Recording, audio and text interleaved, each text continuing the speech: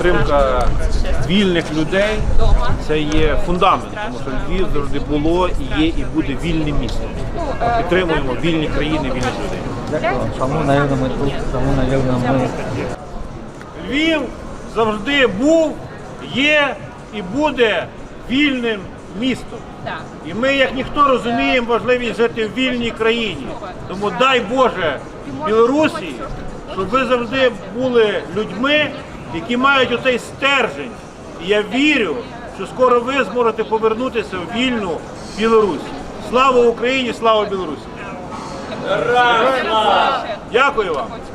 Дякую вольної Україні! Дякую вольної Україні! Більш за 100 тисяч людей. Ми бачимо, що і в самому місті Львові є вже декілька десятків людей, які є політичними біженцями з Білорусі.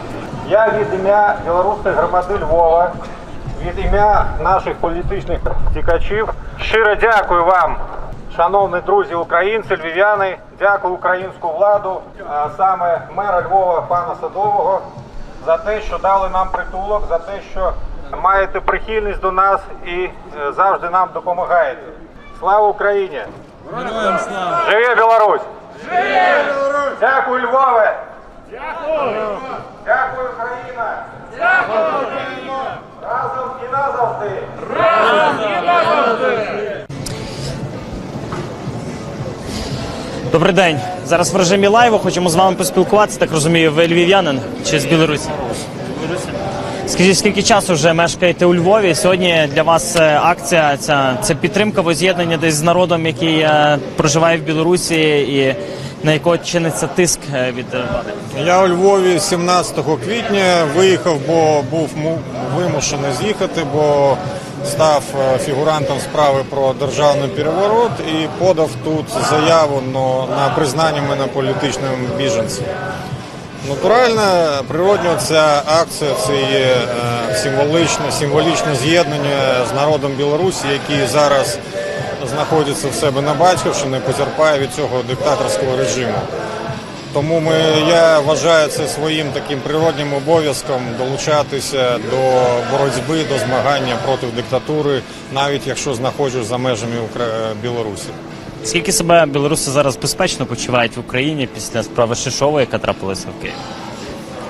Ну, на жаль, так сталося, що Україна не є дуже безпечною країною для білорусів, тому що є деякі впливи, напевно, і російського ФСБ, і КГБ Білорусі, напевно, сюди може проникнути. Ну, особливо я не відчуваю жодної загрози, хоч, ну, звісно, поводжуся так, досить обережно, можна сказати. Знайшли роботу, себе тут влаштували у Львові безпосередньо? Чи важко було?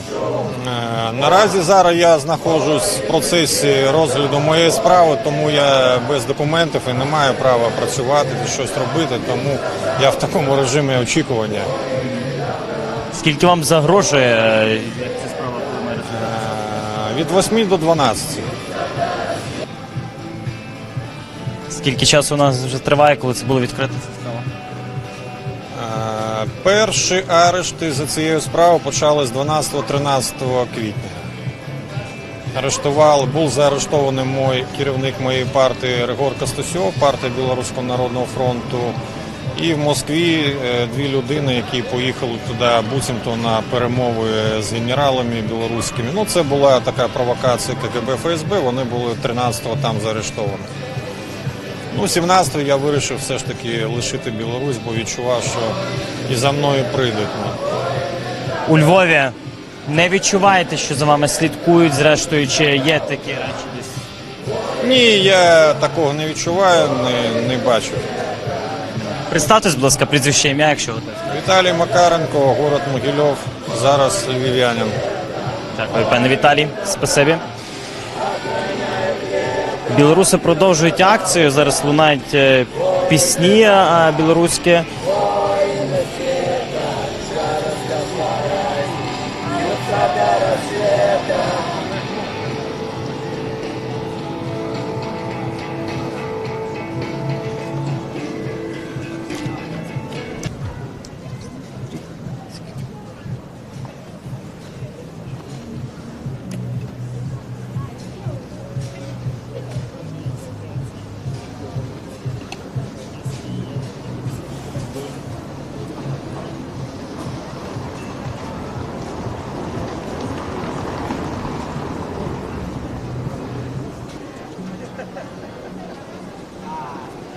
Живе Білорусь! Живе червоно-білий стяг! Живе погоня! Живе вольний білоруський народ! Живе Білорусь! Живе Білорусь! Живе Білорусь! Живе Білорусь! Живе Білорусь! Живе Білорусь! Живе Білорусь! Живе Білорусь! Живе Білорусь!